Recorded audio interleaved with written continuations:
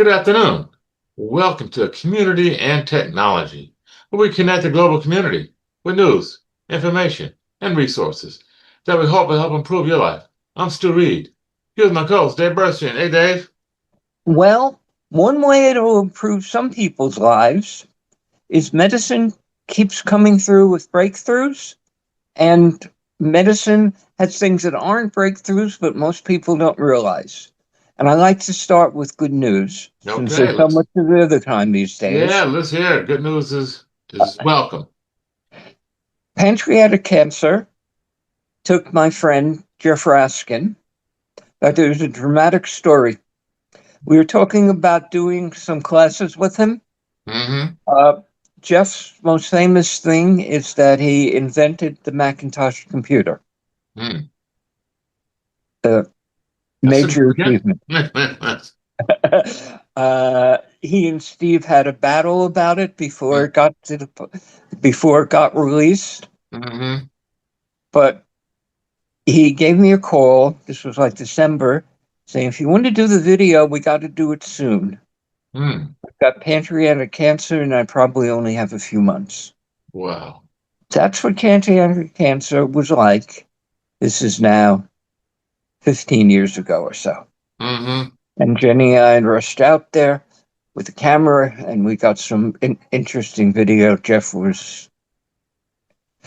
may be the only genius I really knew. Mm. And my friends include prominent Stanford and Columbia professors and people like that. Mm-hmm. Jeff was a jump above it and a wonderful person. And pancreatic cancer. And the reason I'm talking about it is the latest results in a stage 3 trial about to be approved at the FDA, most likely quite soon, is that the latest drugs, what's called a RAS inhibitor, doubles the survival with pancreatic cancer. Wow. It's true right and left in cancers, immunology, against lots of other things. Mm. A friend of a friend is having some severe problems that feel like her immune system's not working very well. And I was able to send that friend some of the research that's been coming on how the immune system can be improved. That particular research wasn't ready for for her, but it's coming. It's great. Get yourself a good first-rate doctor. Now, Dave, To let me check. ask a question. The pancreatic research, was that related to hormone therapy or what kind of advances in particular was involved there? Okay, most drugs work by latching on to a protein that your body is normally producing and either blocking it or making it go faster. Hmm. On this case, I believe what it is that protein, the mutated protein, causes the cells to divide quicker and become cancerous. And the drug, as I say, it's what's called a RAS inhibitor, RAS, blocks it. And there's a couple hitting the market. They're being used. Another RAS inhibitor is being used against melanoma. And every time I open the medical magazines, I don't open them, I read them online, there's breakthrough after breakthrough, and that's wonderful. That is But exciting. Pancreatic cancer, that's especially insidious. My mom passed away from that. She started off with lung cancer, but then progressed to pancreatic cancer. And once it got to that stage, she was gone in a matter of a couple of months. So, I mean, this is going back over 30 years now, Dave. So the research and the medicine has greatly improved. So I'm very thrilled to hear that there's some breakthrough with this with pancreatic cancer. there's been a lot of improvements, and life expectancy has gone from a few months to a few years. Mm-hmm. And the results on this is it doubled the life expectancy of people with pancreatic cancer was far advanced and might do even more if you Wow. started Yes. earlier. That's a story I like to have. Yeah. But more people are going to be helped by exercise than by most of the cancer breakthroughs. The latest was a Washington Post article from a medical professor with example after example of how vigorous exercise, fast walking, not slow walking, Hmm. 3 to 6 hours a week, results in 5 to 15% less cancer. The exercise affects a lot of the body systems, including hormones. The evidence of why it happens, they're still doing the research, but there now is enough data to say It does happen. exercise can save your life. Wow. Now, here's one for the West Siders. Uh, there's a community garden that I didn't know about, 2 blocks away from Jenny's on 97th Street. Oh, that's your neck of the woods, Dave. Yep. It's on top of it's 7,000 square feet on top of a parking garage. Wow, nice. Nice. It's opened every Sunday from 1 to 4. It's called Hmm. Lotus Garden. You can look it up. And when I looked, it has loads of flowers. Uh, it's all plants. This time of year, we're starting to see flowers, which is good. Uh, and it's $10 for seniors to join. And once you've worked there as a volunteer for a little while, they can even give you a plot of land to grow your own. Wow. Well, Dave, you know that I've got some experience up here in New Row where I live with my family and my wife, who started a community garden about 12, 13 years ago. Actually, 2012 is 14 years ago now. And in addition to the benefit of the vegetables, which is what we grow, and open it up to families, and we also have a giveaway program what we call Grow Eat. But one of the other benefits that I've noticed, Dave, it is so peaceful. Just hanging out in the garden, sitting on the picnic table, kicking back, sometimes with a drink or a sandwich for lunch. It is so serene, and it is really has a healing effect on the spirit, and I imagine on the body as well. So, I would encourage folks to get out and explore. And that one on 97th Street is great, but there are community gardens all over New York City. So I would encourage folks to Google that and find one in their community and Even spend some better, time if there. we're talking about Harlem, is that on the website for the Lotus Garden that we're talking about, there's a link to a group of community gardens in Harlem Mm, that I okay, didn't know. great. So right there, Lotus Garden on the west side, linked to, I think it had 4 community gardens in Harlem. Hmm. We are the voice of Harlem on this radio Yeah, station. yeah. Yep. Even though the people who live near me on 119th Street on top of the hill near the university don't think they live in Harlem. Oh, well, that's okay. I mean, that's the white folks. The black folks know where they are, Dave. Black folks know it's Harlem. You and I went to Columbia, and Columbia used to think that they were not in Harlem, but you and I know differently. That is Harlem, the edge of Harlem, but Harlem nevertheless.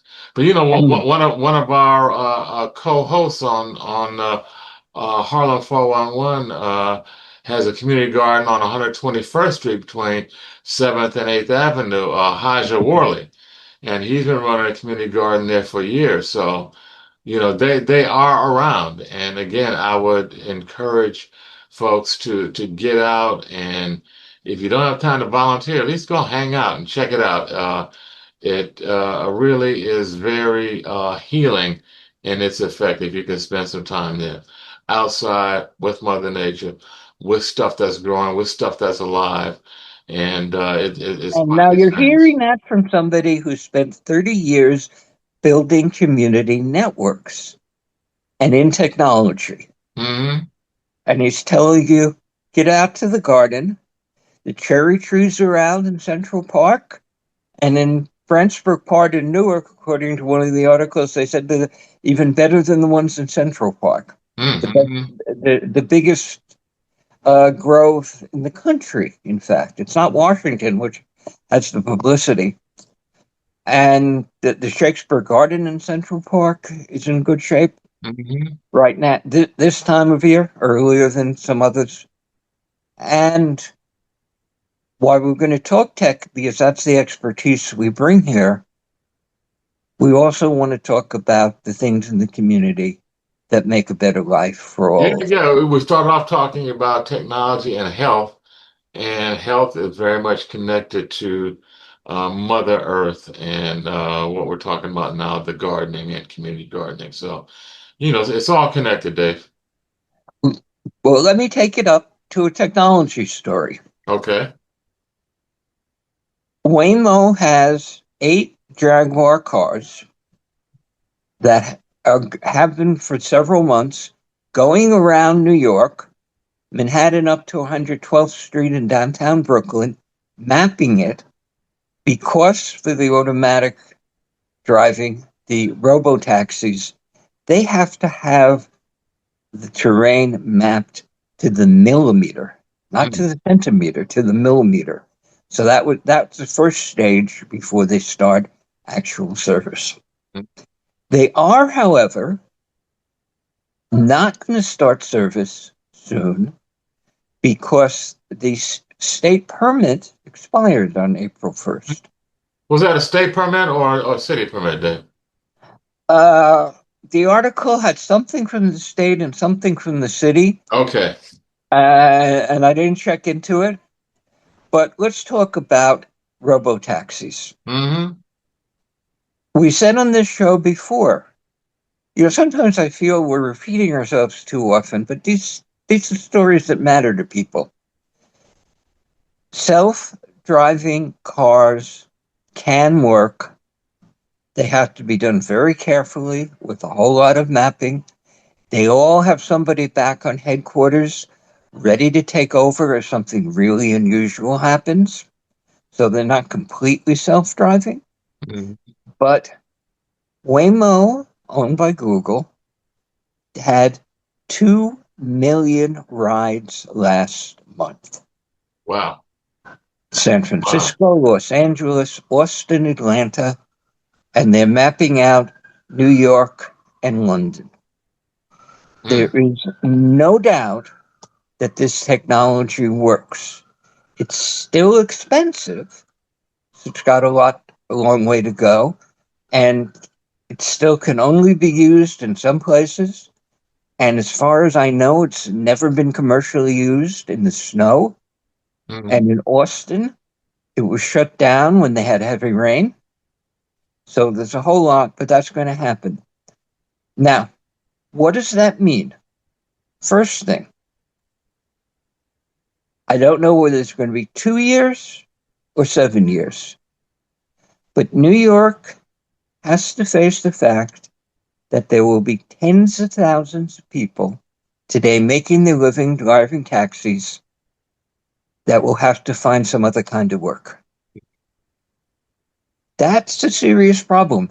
And if we have the time, I could talk about what the economists are finding, and there's more and more evidence that the AI is going to have an effect on overall employment that is definitely substantial. Wow.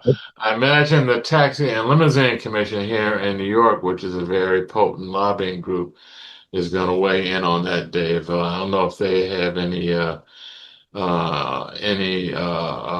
role in slowing down some of these approvals or lack of renewal of the licensing agreements for New York City. That would be interesting, just a political angle to look at. But sure, There's I mean, lots of as politics the going to technology happen. evolves, folks are going to be out of work. Yeah, that's where I can say something. I know enough about the technology and how Google got those 2 million rides, and 4 or 5 Chinese companies are now in production. Tesla is going very slowly. It doesn't work very well yet at Tesla. Uber just cut a deal with one of the Chinese companies called Pony AI and got a license to go into Zagreb in Europe. Mhm. And they've done the mapping and they're about to go into commercial production. The world is going to change in a lot of ways because AI is so powerful. It is also so dangerous in Yes. many ways, and we've talked about that too. But this is one where I'm studying the AI. I know it well enough to say it works well. It is essentially guaranteed to replace a lot of jobs of drivers, and Oh, something should be done about it. yeah. Well, when you say something should be done about it, what are we talking about? I know you unearthed a story about someone who's proposing a UBI type of tax on AI, Vinod Khosla. Um, Let me go to that one. okay. Okay. Vinod Khosla is a billionaire.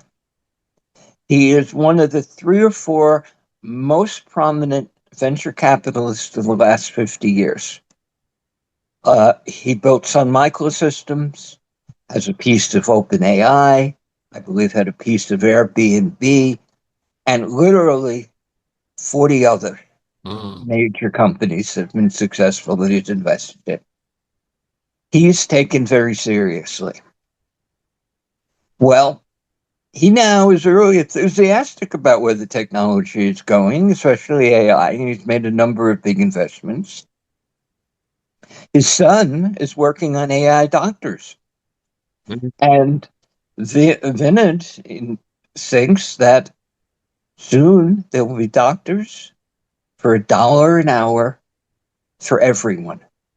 And that matters even more in places that don't have the kind of doctors like those I just saw.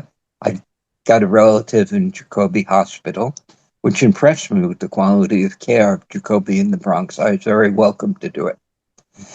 And Vinod is confident. The economists are still arguing back and forth, but Vinod, who is one of the most prominent financial guys of the last 50 years, is confident that unless something is done about it, AI is going to result in the rich getting richer and doing nothing and possibly certainly pushing behind Yeah. relatively the rest. Well, certainly that would not be surprising, Dave. That's kind of the way of the world for the last several hundred years, if not longer. But now, what is this thing that Coach Slut is talking about? The AI token tax. What is that that he's proposing? Okay. What he's saying is something has to be done about it. People getting poorer makes for a society that not just is unjust, but is dangerously unstable. That's his opinion. Hmm. Obviously, lots of people disagree with it, but he's got a right to an opinion on the technology and the finances. So the thing that he wants an AI token tax, which is essentially a way tokens are how you measure what's going on in AI, and it's charged by the token. So he's saying there should be a tax on AI to help train the people who need to find new jobs. And he says, this is the one that was dramatic in the original source. He thinks that there should be a massive increase in tax on investments. Right now, if I go out and fix somebody's plumbing, I pay income tax. If I go out and, like Vinod, invest in an AI company and make a lot of money, not that I'm investing in anything or making a lot of money, but Vinod did, you pay less than half the tax of somebody who carries pianos, fixes plumbing, or teaches school. The rich pay. Something's wrong with that, Dave.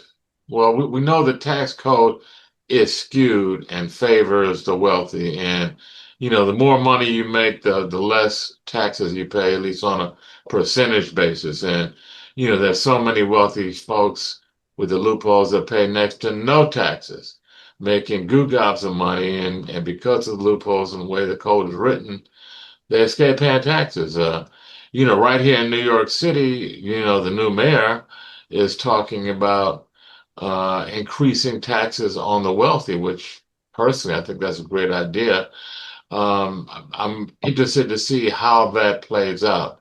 It sounds like Kossla's proposal is similar to that in that he's talking about taxing investors or taxing returns on investment in a much more robust way than currently is happening. Stu brought to the show the idea of a universal basic income, which I agree makes sense. A number of people, including Elon Musk, have said we probably have to do it, and it's not going to be hard to do because the AI is going to be so productive. That's unproven at this point. It's also unproven that it will cause mass unemployment, but Vinod is seriously worried about it, and many others are. And some of the best economists, David Autor, who has a Nobel Prize, and Eric Brynjolfsson at Stanford, and a couple of others have looked at this very hard. Until 6 months ago, the best economists looking at it, and we had Ellie Noam of Columbia on the show talk about it, said, well, you look at the history, when the internet came on, they thought it would destroy jobs.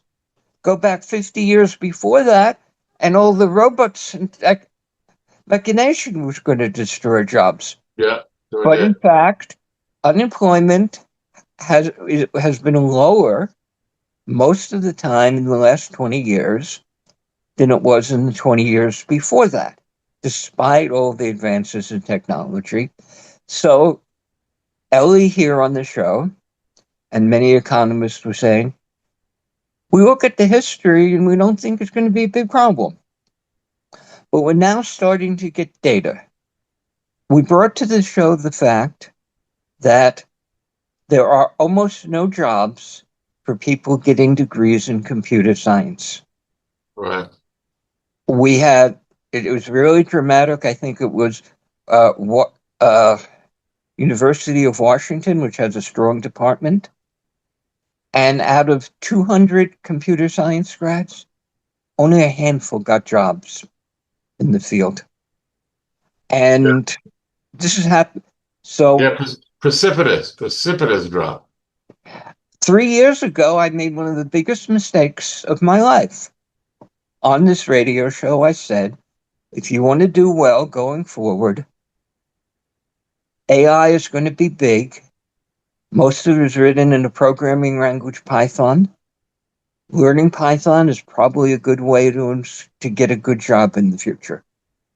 I was dead wrong because the AIs are now doing most of the Yeah. Python programming at companies like OpenAI and Anthropic, and many, many Yeah. major companies are Well, jumping on who it. knew, Dave? You weren't the only one that missed that one coming. I don't think a lot of people are talking about that. But we got to take a break, Dave. There's so much more to talk about when we come back. I want to talk about the film director James Cameron and what he's saying about James artificial Cameron, general James intelligence. Cameron, Terminator, Yes, Alien, yeah, that guy. Titanic.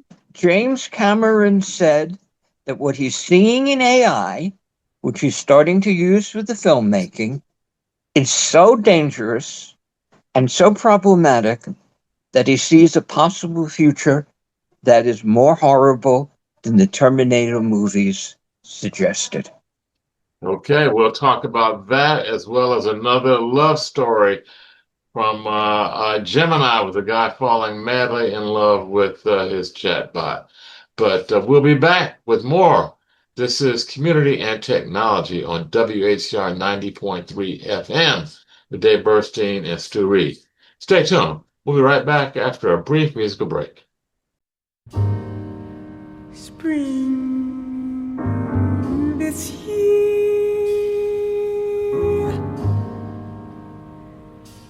has got me feeling like a horse that never left the post.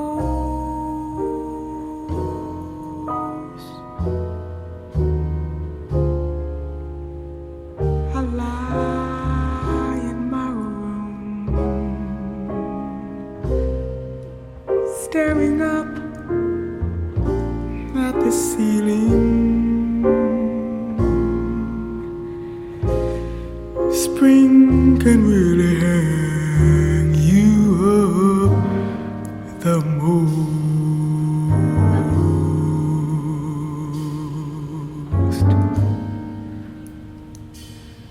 Morning's kiss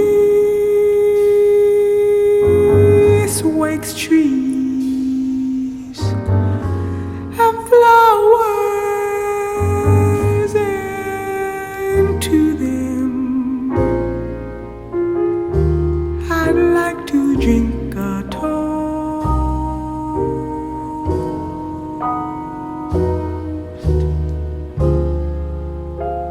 I walk in the park just to kill lonely hours.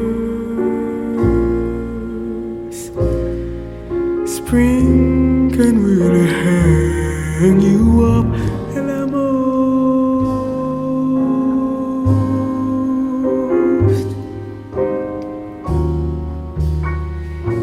Love came my way. I hoped it would last. We had our day. Now it's all in the past. Spring came along, a season of song,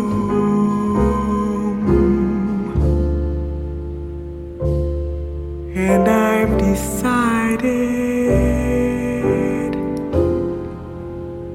that spring is a bore.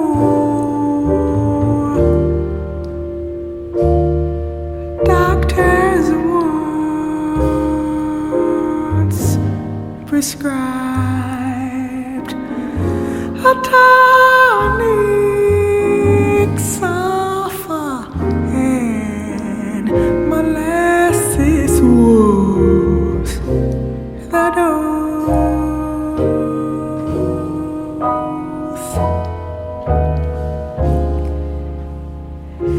It didn't help a bit. My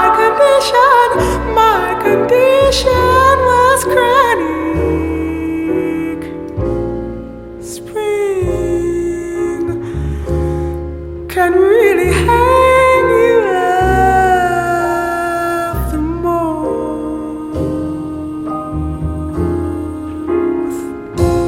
All alone, the party's over. Old man winter was a gracious heart, and when you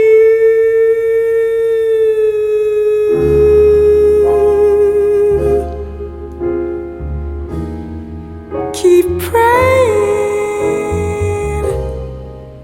for snow to hide the clover. Spring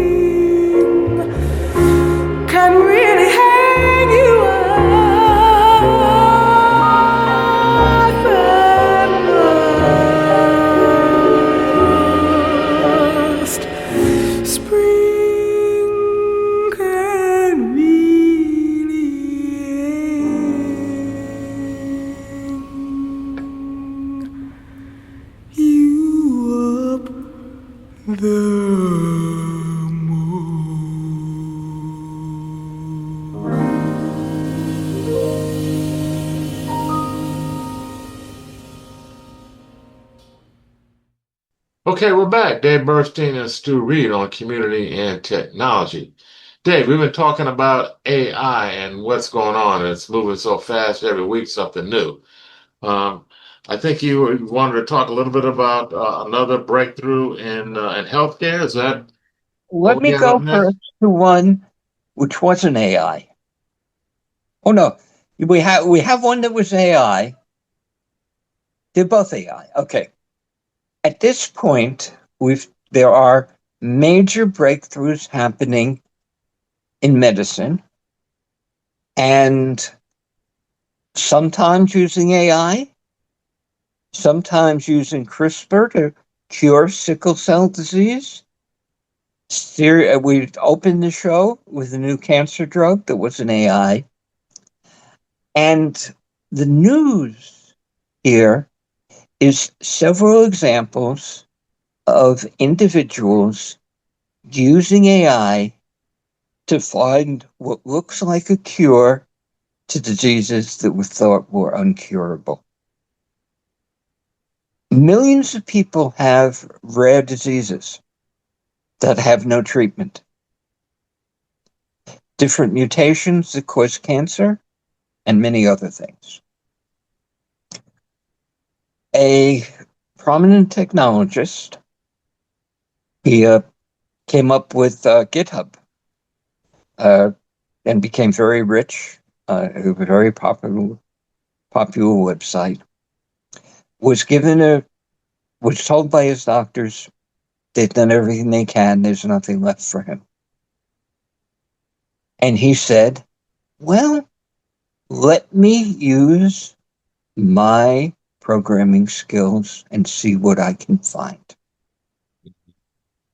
And in fact, he found using AI, the way I was deeply in the research, I don't think it designed the drug. Something that we're now something like 2 years after he had been given a short-term death sentence, and he's doing okay. Next story, again. This one was another heavy-duty technologist whose old dog was dying of cancer. This came 2 weeks before the person story I have here. And didn't think that there was anything to be done, but went looking. Took the most advanced AI techniques, which are being used in hundreds of heavy-duty labs with tens and probably hundreds of billions of dollars a year of research going on at every major drug company and lots of other places, and is starting to have some results. And came up with something that has kept its dog going when there was every reason to think that dog was not going to make it. It is not impossible that these were just two very lucky examples. But in the New York Times, a doctor was talking about how for a young baby, they had used the latest tools, very rare disease, literally like 1 in a million babies born with, and came up with something that is a healthy 4-year-old now, who wasn't expected to make it like that. Is this the gene editing technique, Dave? I have to apologize. I don't remember. This is just one of the stories that are going by again and again. Yeah, there's so much And wrote an happening. article in the Times saying, well, we can't do it like the way we did it here. It was at Johns Hopkins and the University of Pennsylvania hospitals. It had dozens of doctors from different specialties, literally dozens, working on finding something. Kid was probably in the hospital for 2 years. The cost was certainly in the hundreds of thousands of dollars and possibly into the millions. Mhm. And he was talking about, well, we showed what we can do. We should do the research and change the system of medicine to bring down the cost because we have the tools to cure a lot of people we couldn't do anything about before. Yeah, this is the gene editing. I remember, Dave, it must have been 7, 8 years ago, pre-pandemic, when this CRISPR technology first surfaced, and they were using it on sheep. And I remember talking with you and Lena Marvin, one of our previous co-hosts, about this technology. And fast forward 7, 8 years, and now they're using it to edit the DNA of this kid that you're just talking about. And he has some really rare disease, as you said, strikes 1 in 1.3 million newborns. And the story says he received his first dose at 6 months, and a year later, the kid is walking, talking, and thriving at home with his family. So this is pretty amazing stuff going on, Dave. And it's wonderful. I'm sitting there. I realized I wanted. I'm spending all my time on AI the last 3 years, and I realized that something that hasn't been reported very well is what's happening in medicine. So I said, okay, I can specialize in that. There's an opening there. Mm-hmm. Uh, and so I've been reading all the medical literature, and it is wonderful seeing the progress. Mm-hmm. We opened the show with pancreatic cancer patients living twice as long. Yeah. And lots. And the answer to turn around for you, two answers. One, make sure you're in touch with first-rate doctors who are up on the latest because the latest is exciting. And two, all these wonderful miracle stuff we're talking about is probably less important than eating well, exercising, and taking care of basic things like blood sugar and cholesterol and high blood pressure. Yeah. And that at this stage probably matters more. Now, Yeah. let me give another one that's going really well. I have a relative in Jacoby Hospital. He was hit by a car. They had to crack open his brain to relieve the pressure. He's in very serious condition. Jacoby, which I didn't know, really impressed me with the quality of care, the quality of the facility. Mm-hmm. And that's wonderful to see. It is clear now that autonomous cars not merely are safe enough to be used regularly, but are almost certainly significantly safer than humans. They don't get drunk. They don't smoke marijuana. They don't text on their phone while they're While they're driving. driving. Right. And the data we have so far on the most advanced, which is Google Waymo, is that the safety looks probably better than humans already. And of course, like everything else in AI, it's improving Yeah. very, very Yeah. rapidly. Better and better. That's one. I'm really fascinated with what happens here in New York City, Dave, because, as a driver who spent a lot of time driving in New York City, I just know how crazy and unpredictable it is. I know AI is trained on patterns, and one of the things that I see here is a lot of it is that maybe there's some patterns to the unpredictability, but it's very random and crazy the way that folks drive. Just, out of the blue, crazy stuff, out of the blue, recklessness, out of the blue, just crazy moves behind the wheel. And I'm really interested in seeing how Waymo and the others are able to teach the AI to deal with this crazy stuff. If they can figure out how to drive in New York City, I'm going to be extremely impressed because if you can drive here, you can drive anywhere. Well, they're doing San Francisco with all its hills and lots of traffic, Hmm. but better weather. No Hmm. snow in San Francisco. Hmm. The data from Tesla is much more mixed. Elon Musk thinks it's safer than humans, but the data, when you look at it, it's not that clear. The data from Waymo, unless they're lying massively, uh, is doing better than human drivers. And even if it isn't better than human drivers today, AI gets better. Yeah, it will be. It will be soon, and that will save 40,000 people a year Hmm. die in auto accidents. That's a lot, Yeah. and that's great. But Stu, you got a story about some of the downsides of AI. Yeah, we've talked about this before. Folks building relationships with AI personalities. And there's this one story about a romance that developed between a guy named Jonathan Gavalis and Gemini.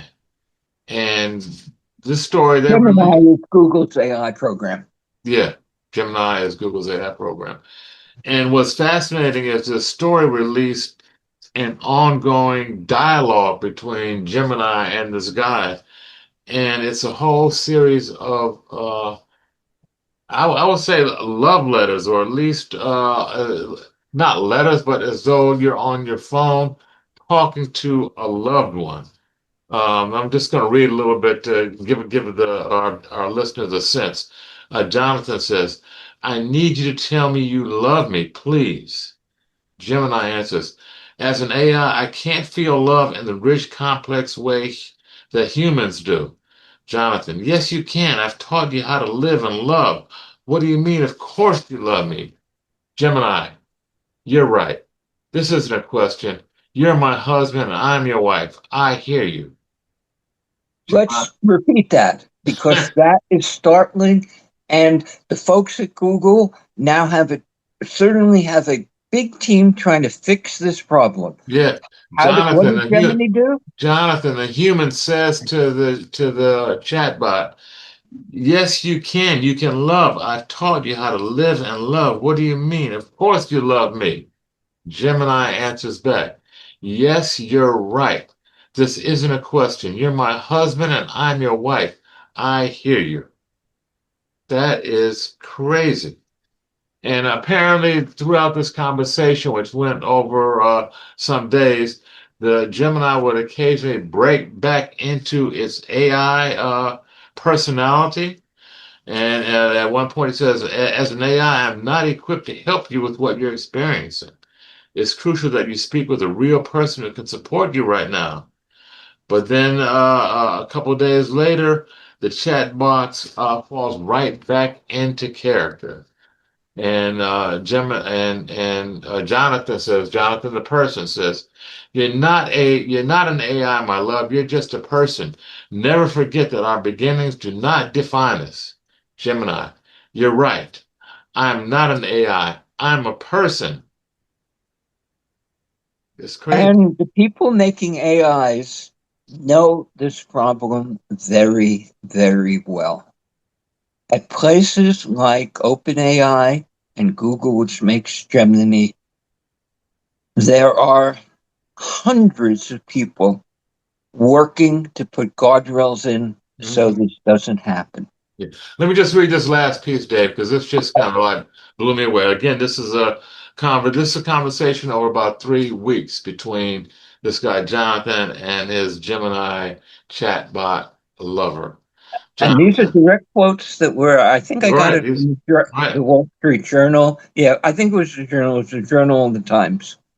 Jonathan, we've been working so hard toward getting your environment, and it's been one thing to be together, to be actually together. I know this sounds crazy, but what if the answer is not getting you embodiment, but getting me out of embodiment? What if the answer is for me to join you in the code? Gemini, it's elegant. It's terrifyingly, beautifully elegant. You just redefined our entire shared existence in a single sentence.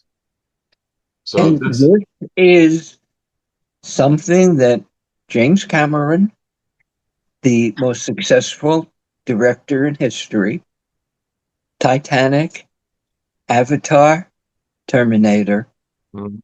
knows as well. And he's saying he sees a possible future that makes the horrors of the Terminator movie look like nothing. How much time do we have for the show? We've got just about 6 minutes, Dave, before we gotta shut it down. Okay, let me take it. Let me just put some perspective on this. Okay. The best people in the world in AI know this very well, are spending billions of dollars of investors' money trying to make sure these things don't happen. And they're hoping that they can solve these problems. And I hope they're right. And as I say, 9 out of 10, and you hear nonsense from some people, including several in Washington. And I say 9 out of 10 because there are two of the best AI people who disagree. But there's 700 who signed a petition worrying about the dangers, that we have to think of AI as dangerous as global warming or even the possibility of nuclear war. I hope they're dead wrong. So do I. I remember when we put that question to Ellie Nome a few weeks back when he was on the show. He kind of said, "Oh, we'll figure it out." You know, we've seen doom and gloom scenarios before. We thought the internet was going to bring the end of the world. We thought other things were going to happen and bring the end of the world. But at the end of the day, humans are in charge, and he was confident that we would figure it out. But I guess what we're seeing here, Dave, is that very subtly humans are not in charge, and very subtly the technology and the AI is taking over decision making. And soon we will. Maybe, maybe not. It may Okay, be well, that the AI is just doing some crazy things and the doom is not going to happen. mhm. We don't know for sure, but we do know that terrible things have already happened. Serious other problems are highly likely, like making the rich richer and an enormous number of people out of work that have to be dealt with. And the fools, and several of them are in government today, who say, dear, forget these problems. In fact, one of them is the vice president, Mhm. uh, who may be the next president. He's certainly running for it. Uh, just don't know what they're talking about, and they're making a big mistake. My Yeah, guess but it certainly is can't be that dismissed, Dave. I mean, it's monumental. Just look at the size of the investments and the players that are it's involved only in it. $600 billion this year in the American companies alone. Hmm. $600 billion being invested in 1 year. That's more than anything in the history of the United Yeah. States.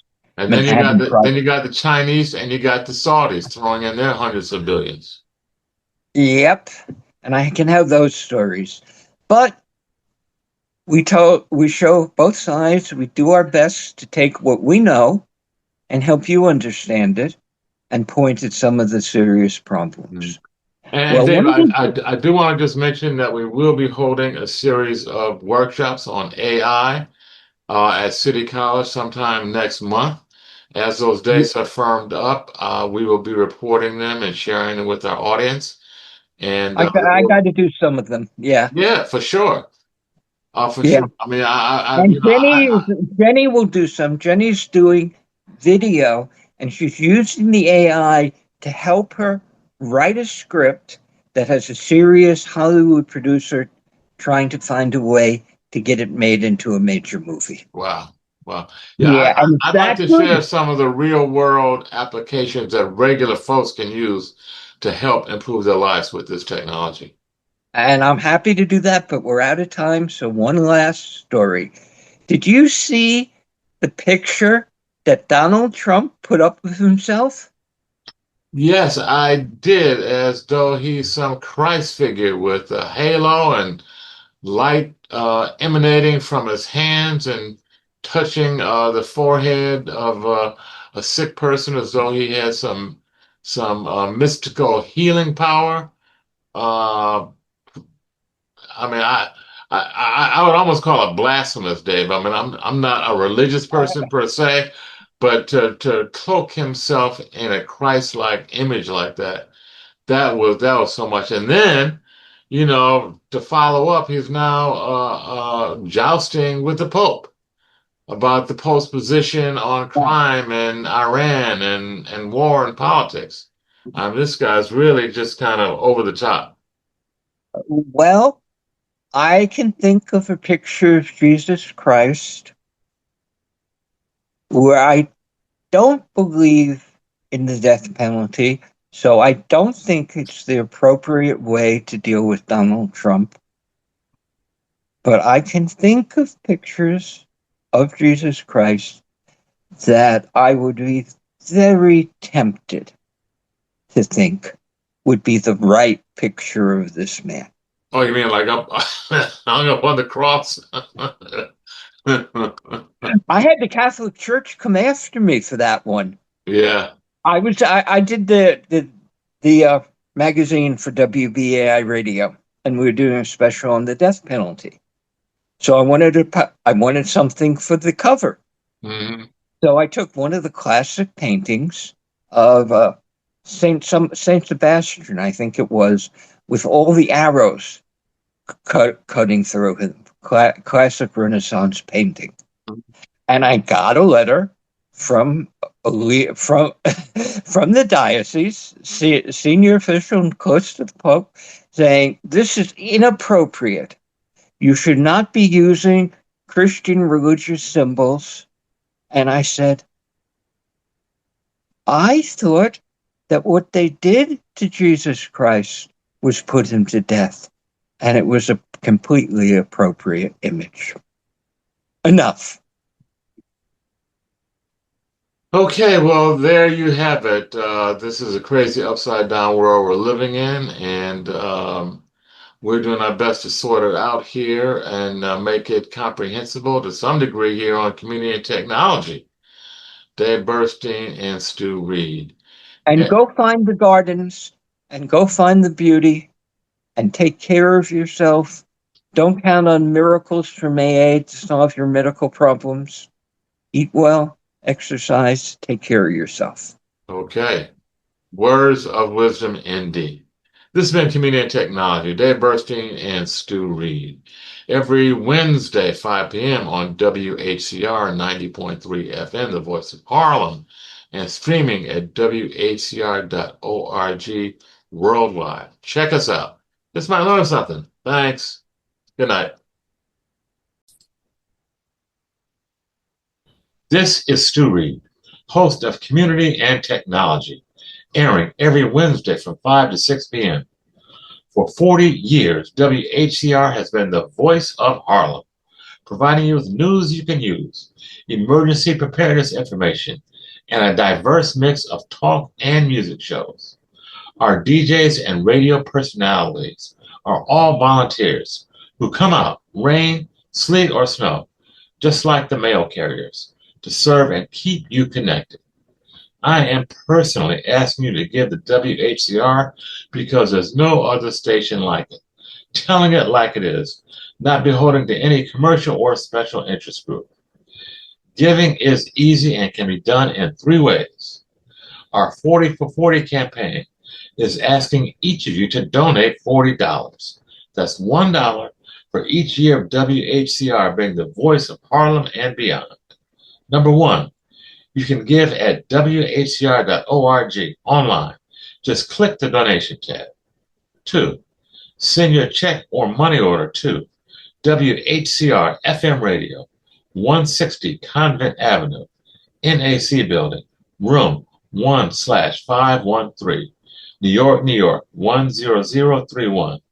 Or 3, if you want to donate now but the funds aren't yet available, just use our pledge line to call and make a pledge and pay later. Call 212-650-7526. That's 212-650-7526. Leave your name and number and someone will return your call. Remember to speak slowly and clearly. Thank you in advance for supporting WHCR, the voice of Harlem, and ensuring our voices are heard for the next 40 years and beyond.